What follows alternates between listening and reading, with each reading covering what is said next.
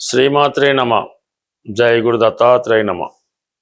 ఈ వీడియోలో మనం మేషరాశి వారికి జూలై 26 నుంచి ఆగస్టు 1 మధ్యలో జరగబోయే వార ఫలాలు పరిశీలించినప్పుడు మేషరాశి ఈ వారమంతా కూడా రెండు పాపగ్రహాలైనటువంటి శని కుజ గ్రహాల మధ్య ఉండడం వల్ల ప్రతి పని చాలా శ్రమాంతర విజయం అవుతూ ఉంటుంది. ఏ పని ముందుకు వెళ్ళదు. చాలా కార్యక్రమాలు అతి కష్టం మీద పూర్తి అవడం జరుగుతూ ఉంటుంది. అయితే రాష్ట్రాధిపతి కుజుడు ధనస్థానంలో సంచరించడం వల్ల కుటుంబ విషయాల మీద ఎక్కువ శ్రద్ధ తీసుకోవడం జరుగుతుంటుంది. ఆర్థిక పరంగా కుటుంబ అవసరాలకి ఎక్కువ ధన వ్యయం జరుగుతూ ఉంటుంది. అయితే కుటుంబ సభ్యుల మధ్య బంధువుల మధ్య కొన్ని విభేదాలు అభిప్రాయ భేదాలు ఈ సమయంలో వచ్చే అవకాశం ఉంది. అందువల్ల ఏంటంటే ఈ మేషరాశి వారు ఎవరితో అన్నా సంప్రదించినప్పుడు కుటుంబ సభ్యులతో మాట్లాడినప్పుడు కొద్ది సౌమ్యంగా మాట్లాడటం మంచిది. బట్ ఏదైనా మీరు నిజం చెప్పినా కూడా అవతల వారికి అది నిష్ఠూరంగానో బాధగా అనిపించి కొంత ఇబ్బంది కలిగే అవకాశం ఉంది. కాబట్టి దీని కారణం వల్ల కొంతమంది బంధువులు కానీ మిత్రులు కానీ దూరం అయ్యే అవకాశం ఉంటుంది. అలాగే అష్టమ స్థానాన్ని వీక్షిస్తూ ఉంటాడు ధనస్థానంలో ఉన్నటువంటి కుజుడు. అందుకని చాలా వరకు స్థిరాస్తులు భూములకు సంబంధించినటువంటి వాల్యూ పెరుగుతూ ఉంటుంది. అలాగే చాలా కాలంగా ఆగిపోయినటువంటి ధనం తిరిగి మీ చేతికి రావడం జరుగుతుంటుంది. అంటే ఒక ఆకస్మిక ధనలాభం లాంటిది రావడం జరుగుతుంటుంది.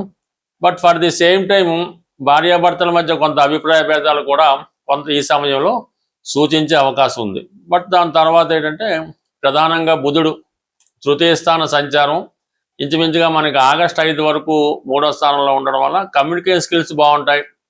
కొన్ని కొత్త వ్యాపార అవకాశాలు కానీ ఉద్యోగ అవకాశాలు కానీ రావడం జరుగుతుంటుంది. అంటే మీతో కలిసి ఏదైనా వ్యాపారం చేద్దామని కానీ మీ అభివృద్ధికి వారు సహాయపడే ఉద్దేశంతో కొంతమంది మిత్రులు కానీ కొంతమంది బంధువులు కానీ మిమ్మల్ని ప్రోత్సహించి మీకు కొన్ని కొత్త అవకాశాలు ఆఫర్లు కూడా ఇవ్వడం జరుగుతుంటుంది. బట్ ఏదైనా మిత్రుల సహకారంతో కొంత ఆదాయాన్ని పెంచుకుంటారు. కొన్ని కొత్త విషయాలు మిత్రులతో కలిసి కొన్ని కొత్త విషయాలు పంచుకోవడం జరుగుతుంటుంది. వాళ్ళ యొక్క సహకారంతో ఏదైనా చిన్న చిన్న ప్రయాణాలు చేయడం కానీ బంధువులతో ఫ్రెండ్స్తో కలిసి ఏదైనా ఫంక్షన్లో కానీ ఒక యాత్ర లాంటిది కానీ ఏదైనా ఒక పుణ్యక్షేత్రాన్ని దర్శించడం కూడా జరిగే అవకాశం ఉన్నది. ఇక ప్రధానంగా ఈ వారంలో అత్యద్భుతంగా వీళ్ళకి కలిసి వచ్చేది చతుర్థ స్థానంలో రవి గురుల కలయిక. రవి 4వ స్థానంలో సంచరిస్తూ వ్యయ భాగ్యాధిపతి గురువుతో కలియడం వల్ల స్థానచలనం లాంటిది జరిగే అవకాశం ఉన్నది. అంటే మీరు ఏదైనా ఒక సొంత గృహం కొనుక్కొని ఆ గృహంలో ప్రవేశించడం కానీ స్థిరాస్తి కొనుక్కునే ప్రయత్నంలో చాలా వరకు నెరవేరడం కానీ పెద్దల పేరుతో ఉన్నటువంటి స్థిరాస్తి మీ చేతిలోకి రావడం కానీ జరిగే అవకాశం ఉంది. ఇది విద్యార్థులకి చాలా అద్భుతమైనటువంటి అవకాశాన్ని ఇవ్వడం జరుగుతూ ఉంటుంది. వారు మంచి కాలేజీలో సీట్ రావడం, అలాగే వారు ఏదైనా విదేశ ప్రయత్నం చేస్తున్నా వేరే యూనివర్సిటీలో సీటు కోసం ప్రయత్నం చేస్తున్నా మీ యొక్క ప్రయత్నాలు చాలా వరకు ఫలించే అవకాశం ఉంది.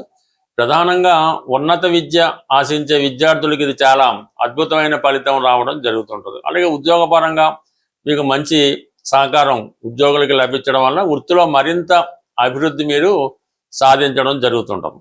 ఇవన్నీ ఒక ఎత్తు అయితే కేవలం ధనాధిపతి అయినటువంటి శుక్రుడు ఇంచుమించుగా ఈ వారం అంతా కూడా సింహరాశిలో కేతువుతో కలిసి సంచరించడం వల్ల అది మీకు 5వ స్థానం అవడం వల్ల స్పెక్యులేషన్ వల్ల కానీ వేరే ఎవరినైనా నమ్మి మోసపోవడం వల్ల కొంత ధన నష్టం జరిగే అవకాశం ఉంది. బట్ అంతే ఏదన్నా ఈ వారం ఆర్థిక విషయాల్లో చాలా జాగ్రత్తగా ఉండవలసి ఉంటుంది.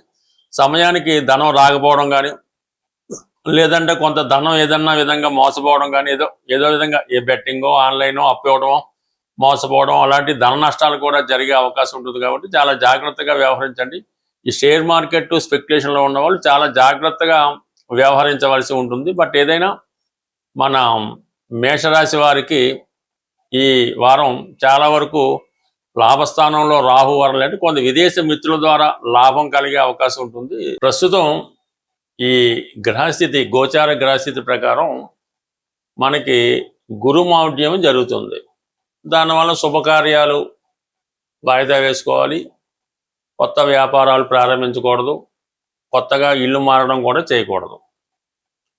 అలాగే ఈ శుక్రుడు కేతువుతో కలిసి ఉండడం వల్ల ఆర్థిక పరంగా రొటేషన్ ఇబ్బంది పడడం, స్త్రీలకు అనారోగ్యం, స్త్రీలతో విరోధం, అంటే ప్రధానంగా ఈ గ్రహాలు రెండు కూడా ప్రస్తుతం ఈ గురువు శుక్రుడు కూడా ఈ కేతువు అలాగే మౌఢ్యం వల్ల మనకి సాధారణంగా మనీ రొటేషన్స్ ఆగిపోయినాయి.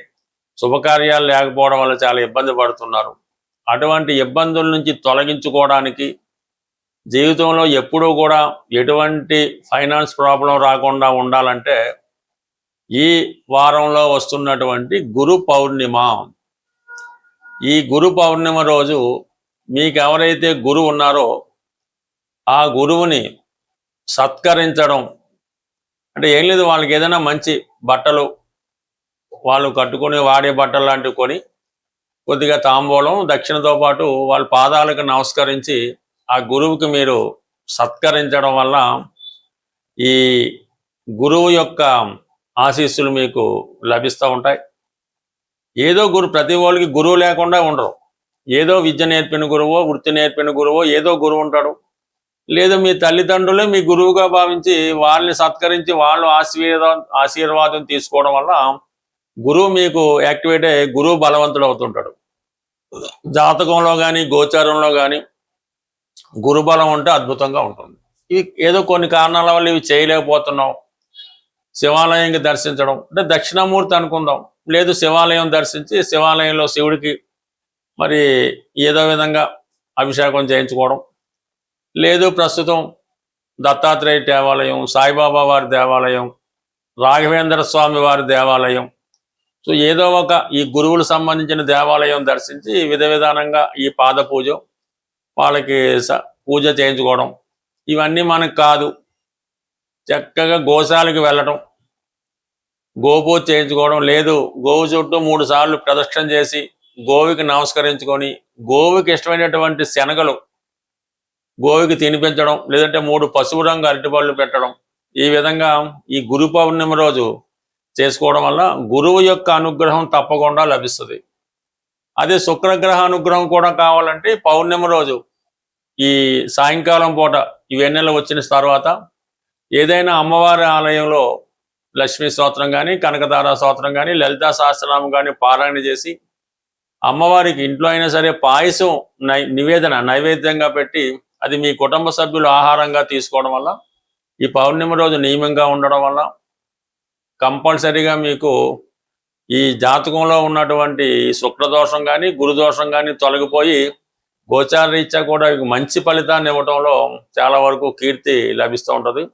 సాధ్యమైనంత వరకు ప్రతి ఒక్కరు కూడా వాళ్ళ స్థాయిని బట్టి ఆవు దూడ, అది వెండితోనైనా మట్టితోనైనా మీ దగ్గర పెట్టుకోవడం అన్నది మంచిది.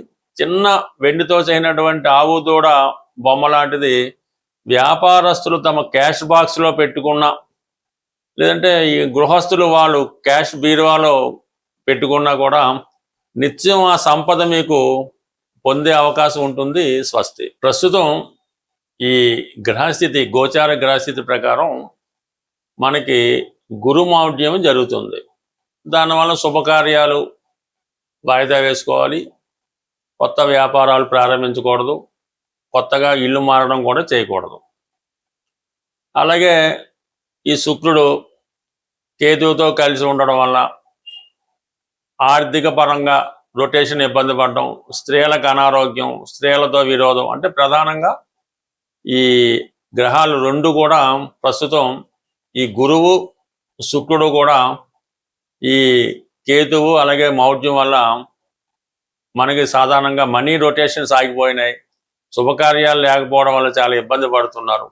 అటువంటి ఇబ్బందుల నుంచి తొలగించుకోవడానికి, జీవితంలో ఎప్పుడూ కూడా ఎటువంటి ఫైనాన్స్ ప్రాబ్లం రాకుండా ఉండాలంటే ఈ వారంలో వస్తున్నటువంటి గురు పౌర్ణిమ, ఈ గురు పౌర్ణిమ రోజు మీకు ఎవరైతే గురువు ఉన్నారో ఆ గురువుని సత్కరించడం, అంటే ఏం లేదు, వాళ్ళకి ఏదైనా మంచి బట్టలు, వాళ్ళు కట్టుకుని వాడే బట్టలు లాంటివి కొని కొద్దిగా తాంబూలం దక్షిణతో పాటు వాళ్ళ పాదాలకు నమస్కరించి ఆ గురువుకి మీరు సత్కరించడం వల్ల ఈ గురువు యొక్క ఆశీస్సులు మీకు లభిస్తూ ఉంటాయి. ఏదో ప్రతి వాళ్ళకి గురువు లేకుండా ఉండరు. ఏదో విద్య నేర్పిన గురువో, వృత్తి నేర్పిన గురువో, ఏదో గురువు ఉంటాడు. లేదు మీ తల్లిదండ్రులే మీ గురువుగా భావించి వాళ్ళని సత్కరించి వాళ్ళు ఆశీర్వాదం తీసుకోవడం వల్ల గురువు మీకు యాక్టివేట్ అయ్యి గురువు బలవంతుడు అవుతుంటాడు. జాతకంలో కానీ గోచారంలో కానీ గురుబలం ఉంటే అద్భుతంగా ఉంటుంది. ఇవి ఏదో కొన్ని కారణాల వల్ల ఇవి చేయలేకపోతున్నాం. శివాలయంకి దర్శించడం అంటే దక్షిణామూర్తి అనుకుందాం, లేదు శివాలయం దర్శించి శివాలయంలో శివుడికి మరి ఏదో విధంగా అభిషేకం చేయించుకోవడం, లేదు ప్రస్తుతం దత్తాత్రేయ దేవాలయం, సాయిబాబా వారి దేవాలయం, రాఘవేంద్ర స్వామి వారి దేవాలయం, సో ఏదో ఒక ఈ గురువులు సంబంధించిన దేవాలయం దర్శించి విధానంగా ఈ పాద పూజ వాళ్ళకి పూజ చేయించుకోవడం, ఇవన్నీ మనకు కాదు. చక్కగా గోశాలకు వెళ్ళటం, గోపూజ చేయించుకోవడం, లేదు గోవు చుట్టూ 3 సార్లు ప్రదక్షిణ చేసి గోవుకి నమస్కరించుకొని గోవుకి ఇష్టమైనటువంటి శనగలు గోవుకి తినిపించడం, లేదంటే 3 పసుపు రంగు అరటిపళ్ళు పెట్టడం, ఈ విధంగా ఈ గురు పౌర్ణమి రోజు చేసుకోవడం వల్ల గురువు యొక్క అనుగ్రహం తప్పకుండా లభిస్తుంది. అదే శుక్రగ్రహ అనుగ్రహం కూడా కావాలంటే పౌర్ణమి రోజు ఈ సాయంకాలం పూట ఈ వెన్నెల వచ్చిన తర్వాత ఏదైనా అమ్మవారి ఆలయంలో లక్ష్మీ స్తోత్రం కానీ, కనకదార స్తోత్రం కానీ, లలితా సహస్రనామం కానీ పారాయణ చేసి అమ్మవారికి ఇంట్లో అయినా సరే పాయసం నైవేద్యంగా పెట్టి అది మీ కుటుంబ సభ్యులు ఆహారంగా తీసుకోవడం వల్ల ఈ పౌర్ణమి రోజు నియమంగా ఉండడం వల్ల కంపల్సరీగా మీకు ఈ జాతకంలో ఉన్నటువంటి శుక్రదోషం కానీ గురుదోషం కానీ తొలగిపోయి గోచార రీత్యా కూడా మంచి ఫలితాన్ని ఇవ్వడంలో చాలా వరకు కీర్తి లభిస్తూ ఉంటుంది. సాధ్యమైనంత వరకు ప్రతి ఒక్కరు కూడా వాళ్ళ స్థాయిని బట్టి ఆవు దూడ అది వెండితోనైనా మట్టితోనైనా మీ దగ్గర పెట్టుకోవడం అన్నది మంచిది. చిన్న వెండితో చేయనటువంటి ఆవు దూడ బొమ్మ లాంటిది వ్యాపారస్తులు తమ క్యాష్ బాక్స్లో పెట్టుకున్నా, లేదంటే ఈ గృహస్థులు వాళ్ళు క్యాష్ బీరువాలో పెట్టుకున్నా కూడా నిత్యం ఆ సంపద మీకు పొందే అవకాశం ఉంటుంది. స్వస్తి.